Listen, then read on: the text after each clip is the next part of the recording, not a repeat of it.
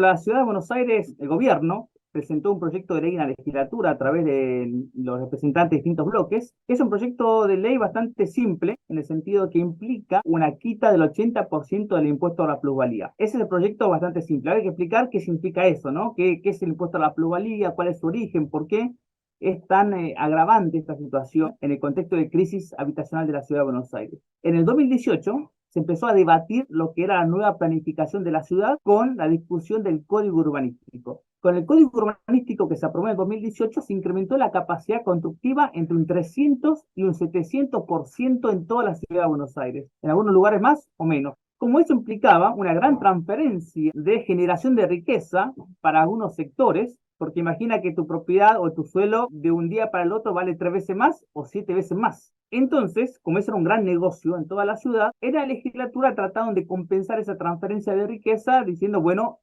que no toda la riqueza sea capturada por los propietarios o las desarrolladoras inmobiliarias, sino que una parte sea capturada por la ciudad. Entonces, ¿qué dijeron? Esa cantidad de pisos o metros cuadrados de más entre la planificación anterior y la planificación nueva, te vamos a sacar un poco de incremento de ese valor de tu suelo. Quiero un ejemplo para que se entienda rápido, ¿no? Si podías construir 5 pisos y ahora podés construir 15, te quitamos un impuesto del incremento de valor de pasar de 5 a 15 pisos. Es decir, de esos 10 pisos de más, te sacamos un porcentaje. Ese porcentaje era del incremento del valor del suelo y había ciertos porcentajes distintos por zona, ¿no? En la zona de mayor densidad el impuesto era del 35% y en la zona de menor densidad del 15%.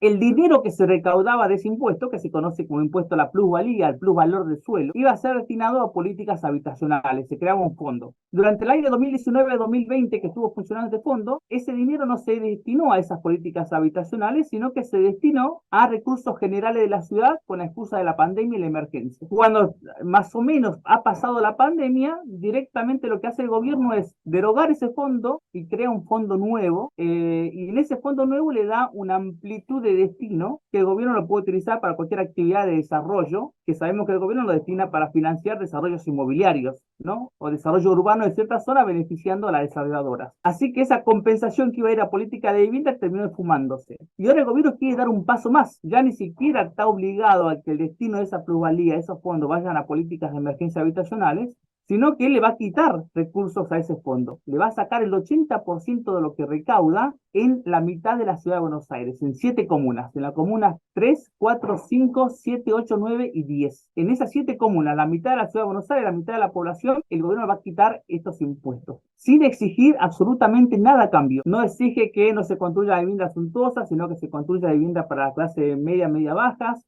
o que parte de lo que se construya sea destinado a alquileres, o que parte de lo que se construya sea vendido con un valor inferior al de mercado, que puedan ser alternativas. Este proyecto fue presentado el 13 de abril, el día que el jefe de gobierno anunció el tema de los alquileres, es decir, el mismo día que anunciaba medidas para los sectores habitacionales que están en déficit. Y para el colmo, el gobierno dice que esto es para estimular la construcción, que como siempre genera trabajo, es la gran excusa. Pero hay comunas que no necesitan estimular la construcción, como la comuna 3 y la comuna 5, que son las comunas de mayor densidad demográfica y constructiva de la ciudad de Buenos Aires. En la comuna 5, el barrio de Almagro, por ejemplo, tiene 0,2 metros cuadrados de espacio verde por habitante. Está colapsado directamente. Se ha utilizado los anuncios del paquete de medidas para los hogares inquilinos como la cobertura, como el humo para cubrir este gran negocio de privilegios inmobiliarios de quita de impuestos que está impulsando el gobierno, que como sabemos, en un año electoral, el gobierno lo está utilizando para generar apoyos políticos.